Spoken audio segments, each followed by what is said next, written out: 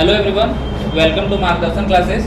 तो बच्चों देखिए, आपका 12th का पेपर होने वाला है, मतलब फरवरी मार्च में आपका पेपर हो ही जाएगा। तो आपसे क्या करेंगे ना कि क्लास 12 के वीडियोस को ज़्यादा फोकस करेंगे। और अगर आपको कोई डाउट रहता है, कोई स्पेशल टॉपिक पे आपको वीडियो चाहिए, तो उसको कमेंट करके बताइएगा कि इस टॉपिक पे वीडियो बनाए, तो वो हम भी अपडेट कर देंगे। ठीक है, तो आज हम लोग ये क्लास 12th का ही टॉपिक स्टार्ट करेंगे। और ये टॉपिक हम लोग का है केमिकल काइनेटिक्स से। तो इंपॉर्टेंट टॉपिक को डिस्कस करेंगे, जिससे आपका कॉन्सेप्ट क्लियर होगा, न्यूमेरिकल बनेगा आपसे। ठीक है, तो इंटीग्रेटेड रेट इक्वेशन को हम कवर कर रहे हैं आज, जिसमें से फर्स्ट जो डेरिवेशन होगा हम लोग का, वो जीरो ऑर्डर रिएक्शन से integrated rate equation of zero order reaction को कवर करेंगे। ठीक है, अगर देखिए हम लोग इसमें integrated rate equation zero order reaction में, तो सबसे पहले समझते हैं कि ये जीरो ऑर्डर रिएक्शन होता क्या है। तो अगर हम एक रिएक्शन लिखें छोटा सा, मान लेते हैं कि एक हम रिएक्शन लिखते हैं ए प्लस बी, यहाँ से सी बन रहा है और ये डी बन रहा है। तो अगर इसका हमको रेट लिखना है, तो रेट कैसे लिखेंगे हम लोग इसका? Simply A is equals to होता है आर इक्वल्स टू ए का पावर ए और बी का पावर बी। ठीक है, अगर यहाँ पर ना ए का वैल्यू जीरो और बी का वैल्यू जीरो हो जाएगा, तो हम लोग क्या बोलेंगे? इसको जीरो ऑर्डर रिएक्शन बोलेंगे। क्यों बोलते हैं जीरो ऑर्डर रिएक्शन? सिंपली ये समझिए, सिंपली बेसिकली जो जीरो ऑर्डर रिएक्शन का मतलब जो होता है ना, वो ये होता है कि अगर कंसंट्रेशन ऑफ रिएक्टेंट में अगर हम कुछ चेंज कर रहे हैं, अगर हम कंसंट्रेशन ऑफ रिएक्टेंट में अगर कुछ चेंज कर रहे हैं, तो मेरा रेट ऑफ रिएक्शन नहीं बदलना चाहिए। बस यही होता है rate of reaction, zero order reaction.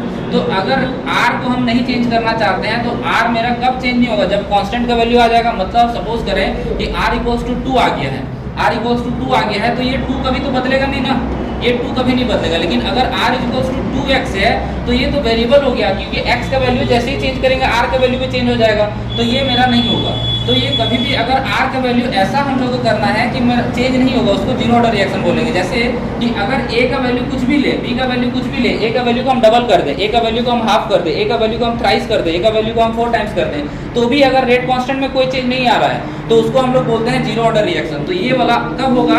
जब A का पावर जीरो हो जाएगा और B का पावर भी जीरो हो जाएगा। मतलब कि स्मॉल a और स्मॉल b दोनों का वैल्यू जीरो के बराबर जब होगा, तब हम लोग उसको क्या बोलते हैं?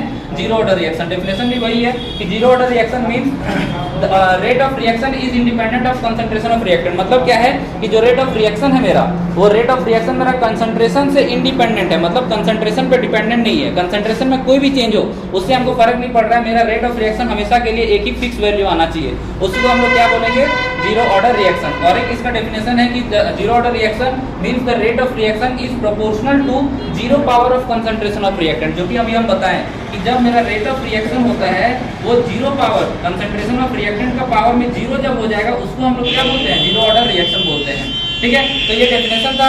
अब इसी का जीरो ऑर्डर रिएक्शन का इंटीग्रेटेड रेट इक्वेशन हम लोग कैलकुलेट करते हैं। ठीक है, देखिए यहाँ पर एक रिएक्शन है जिसमें ये रिएक्टेंट साइड है और ये मेरा प्रोडक्ट साइड है। और ये चीज़ तो आपको पता ही होगा कि कभी भी अगर हम लोग रेट कांस्टेंट लिखते हैं या फिर रेट इक्वेशन लिखते हैं, तो रिएक्टेंट साइड का जो होता है उसको हम लोग किस में दिखाते हैं? नेगेटिव टर्म में दिखाते हैं। क्यों?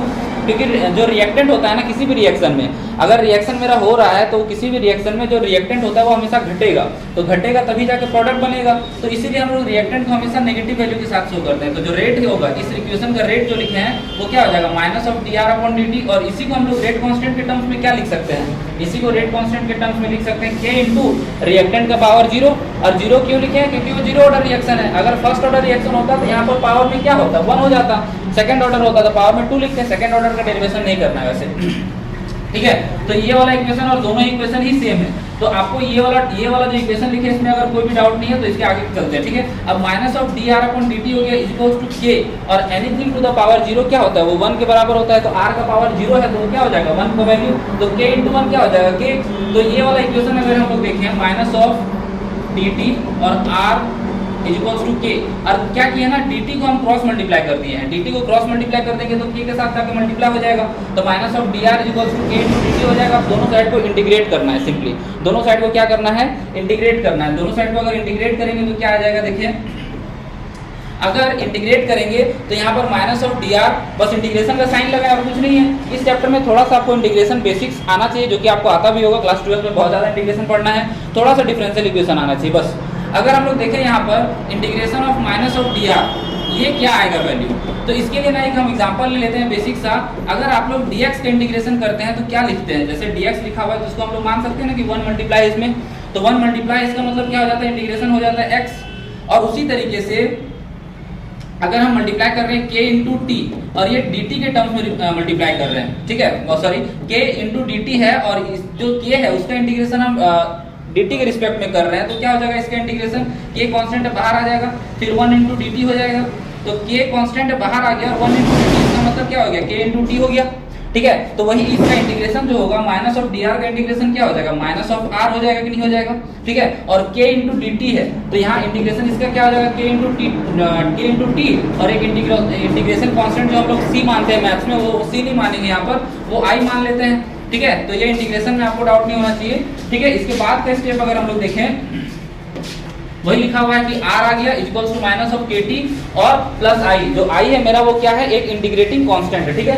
अब यहाँ पर थोड़ा सा डिफरेंशियल इक्वेशन का यूज कर रहे हैं, ठीक है। उससे पहले अब देखिए थोड़ा सा, मान लेते हैं कि कोई एक रिएक्शन है, मान लेते हैं कोई भी एक रिएक्शन है जब टाइम t इक्वल्स टू 0 था, यहाँ पर रिएक्टेंट था और ये प्रोडक्ट था, कोई भी टाइम t इक्वल्स टू 0 पे मेरा रिएक्टेंट जो होगा वो 100% रिएक्टेंट होगा, क्योंकि जब इनिशियल रिएक्शन स्टार्ट ही नहीं हुआ है तो प्रोडक्ट नहीं बना होगा। अब जब प्रोडक्ट नहीं बना होगा तो रिएक्टेंट 100% होगा, तो रिएक्टेंट मेरा हम मान लेते हैं कि 100% के बराबर है, या फिर बोल सकते हैं कि पूरी रिएक्टेंट यहाँ पर बचा हुआ है। लेकिन अगर मान लेते हैं कि 10 सेकेंड गुजर गया है, जब रिएक्शन 10 सेकंड हो गया होगा तो 10 सेकंड रिएक्शन होने का मतलब क्या है कि कुछ मेरा रिएक्टेंट प्रोडक्ट में कन्वर्ट हो गया होगा, कुछ मेरा रिएक्टेंट अगर प्रोडक्ट में कन्वर्ट हो गया होगा तो उसको हम लोग क्या बोल सकते हैं, मान लेते हैं 100 में से 10 मेरा रिएक्टेंट प्रोडक्ट में कन्वर्ट हो गया, तो जो रिएक्टेंट है वो 10 कम भी हो जाएगा ना, तो ये 90 हो जाएगा। सेम कॉन्सेप्ट यहाँ पर यूज करना है, ठीक है, कि at time t equals to 0 the concentration of reactant, जो रिएक्टेंट का कंसंट्रेशन है टाइम t इक्वल्स टू 0 पे वो किसके बराबर होगा, इनिशियल कंसंट्रेशन के बराबर होगा कि नहीं होगा।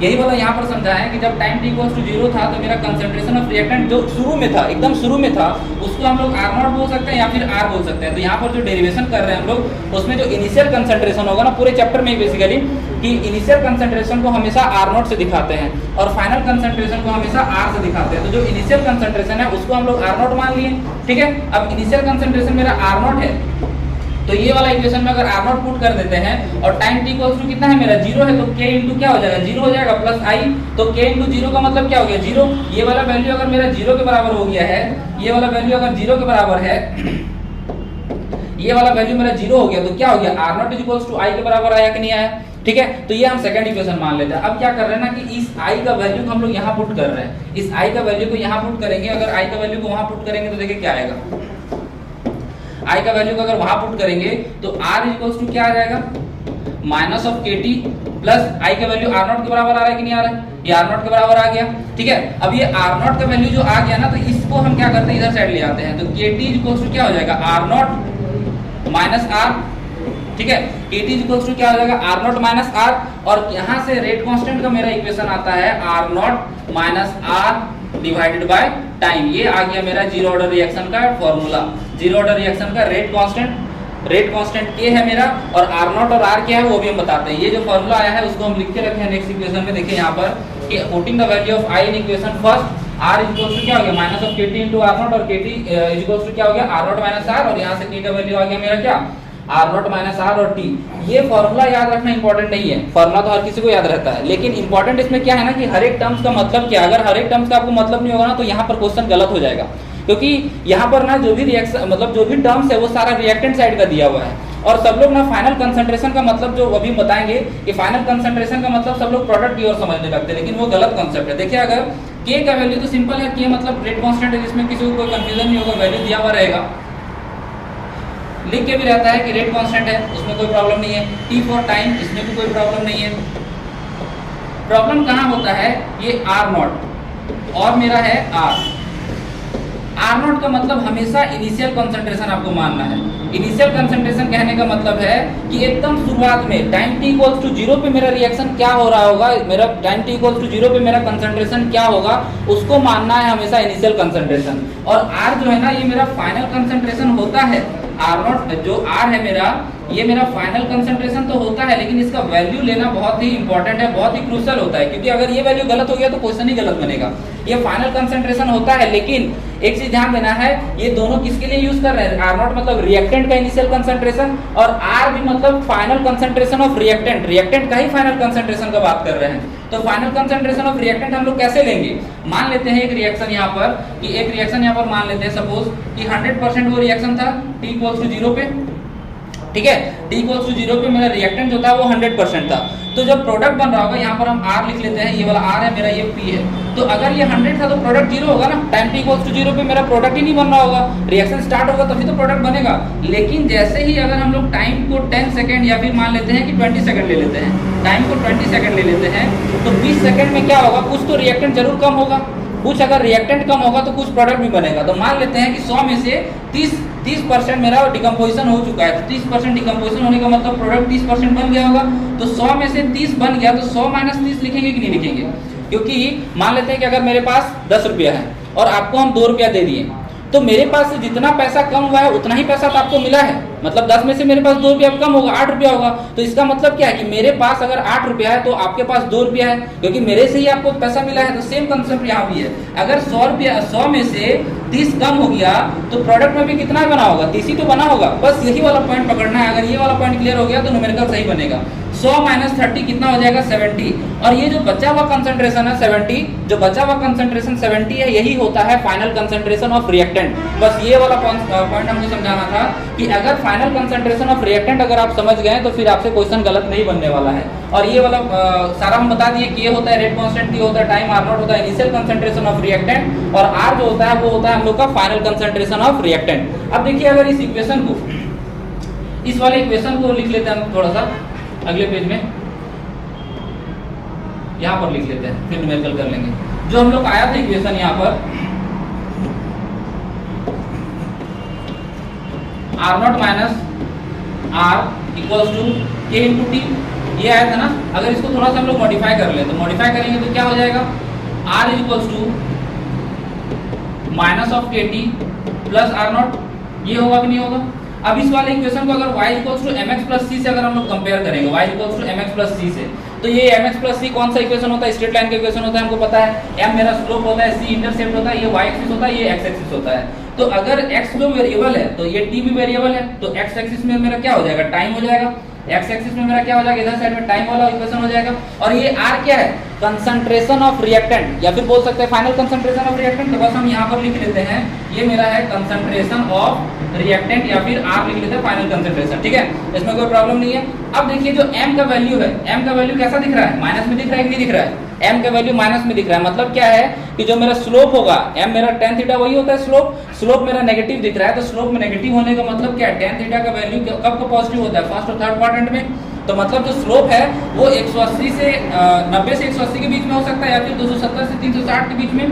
तो ये जो स्लोप है, नेगेटिव स्लोप को नॉर्मली हम लोग कैसे दिखाते हैं, ऐसे दिखाते हैं। ये वाला स्लोप एंटी क्लॉकवाइज में अगर एंगल को हम लोग मेजर करेंगे तो क्या होगा, 90 डिग्री ज्यादा एंगल आना चाहिए, जो कि आ भी रहा है। तो हम लोग को ये स्लोप जो है वो नेगेटिव स्लोप होगा, ठीक है। ये मेरा स्लोप है जो कि नेगेटिव है, और उसका वैल्यू कितना आ रहा है हम लोग का, माइनस के बराबर है आ रहा है, ठीक है, माइनस के बराबर। अब यहाँ पर ये जो अब ये जो मेरा c है, ये c मेरा क्या होगा, c देखिए ये क्या होता है, इंटरसेप्ट होता है ना। इंटरसेप्ट हम लोग कहाँ ड्रॉ करते हैं, y एक्सिस में ड्रॉ करते हैं। तो इंटरसेप्ट जो मेरा r0 दिख रहा है, ऐसे भी समझिए कि ये जो ओरिजिन वाला पॉइंट है, ये जो ओरिजिन वाला पॉइंट है, वहां पर टाइम क्या होगा, टाइम t इक्वल्स टू 0 होगा कि नहीं होगा, टाइम t इक्वल्स टू 0। और टाइम t इक्वल्स टू 0 पे मेरा कंसंट्रेशन कितना था, इनिशियल कंसंट्रेशन के बराबर था। तो इनिशियल कंसंट्रेशन मेरा कितना होगा, r0 के बराबर होगा कि नहीं होगा। तो ये टाइम t इक्वल्स टू 0 पे जब y एक्सिस हम कुछ भी प्लॉट करेंगे वो मेरा r0 होगा कि नहीं होगा, क्योंकि r0 ही तो मेरा इनिशियल कंसंट्रेशन था, या फिर टाइम t इक्वल्स टू 0 पे जो कंसंट्रेशन था उसी को r0 बोल रहे थे। ऐसे भी देखिए अगर c का वैल्यू अगर हम लोग को प्लॉट करना है y एक्सिस पे, तो सिंपली प्लॉट कर देंगे y एक्सिस पे, या फिर अगर हम लोग रिएक्शन के बेसिस पे सोचेंगे तो भी यही वैल्यू आने वाला है। तो ये इसका ग्राफ बन गया, ठीक है। अब इसके बेसिस पे एक न्यूमेरिकल हम लोग छोटा सा कर लेते हैं, फिर खत्म करेंगे वीडियो को। यहाँ पर देखिए, सॉरी, ठीक है, देखिए क्वेश्चन में क्या लिखा हुआ है, in a zero order reaction the rate constant is this. Rate constant मतलब क्या दिया हुआ है, k इक्वल्स टू दिया हुआ है 0.02 mole litre inverse second inverse, ठीक है। अगर इसमें ना एक और चीज बताना है कि अगर जीरो ऑर्डर रिएक्शन नहीं लिखा रहता है तो कैसे पहचानते हैं। जीरो ऑर्डर रिएक्शन नहीं लिखा रहता है ना तो भी हम पहचान लेते हैं, क्योंकि जीरो ऑर्डर रिएक्शन का यूनिट यही होता है। जीरो ऑर्डर रिएक्शन का जो यूनिट होता है वो मोल लीटर इनवर्स और सेकंड इनवर्स होता है, ठीक है। अब अगर जीरो ऑर्डर रिएक्शन लिखा हुआ है और उसमें दिया हुआ है रेट कांस्टेंट का वैल्यू, अब बोल रहे थे calculate the time if 75% decomposition takes place. देखिए क्या बोल रहा है कि वो टाइम को कैलकुलेट करना है जब 75% डिकम्पोजिशन हो जाएगा। तो 75% डिकम्पोजिशन हो जाएगा तो मतलब क्या है कि अगर हम लोग फॉर्मूला लिखें तो k इक्वल्स टू क्या होता है, r0 minus r divided by time, ठीक है, मतलब टाइम निकालना है तो टाइम को इधर भेज देते हैं और R0 minus R divided by K हो जाएगा। अब यहाँ पर समझने वाली बात है, अगर थोड़ा सा ध्यान से देखें तो क्या बोल रहा है कि 75% डिकम्पोजिशन हो गया है, मतलब इनिशियली कितना होगा, इनिशियली कितना होगा 100% होगा, इनिशियली 100% होगा, मतलब R0 का वैल्यू कितना हो जाएगा 100 और 75% डिकम्पोजिशन होने का बाद मतलब 100 में से अगर 75 खत्म हो गया है तो बचा कितना होगा 25 ही तो बचा होगा ना। 100 में से अगर 75 खत्म हो गया तो कितना बचेगा 25, और यही हो जाएगा हम लोग का फाइनल कंसंट्रेशन, यही हो जाएगा हम लोग का फाइनल कंसंट्रेशन। तो अगर इस वैल्यू को यहाँ पुट करेंगे तो 100 माइनस 25 अपॉन K का वैल्यू कितना है 0.02, ये हम लोग का 75 डिवाइडेड बाय 0.02 आएगा और ये जो भी वैल्यू आएगा वही हम लोग का आंसर हो जाएगा। लेकिन यहाँ पर एक चीज ध्यान से देखिए, बहुत बच्चे सोचेंगे कि अरे यार 100 में से 25 तो हमेशा घटाना है, वो 75 ही आ जाएगा, लेकिन नहीं, हर बार ऐसा नहीं होगा। ये क्वेश्चन ऐसा था जिसमें हम लोग वही चीज आ गया 75% डिकम्पोजिशन बोला था तो 75 आ गया, लेकिन हर बार ऐसा नहीं होगा।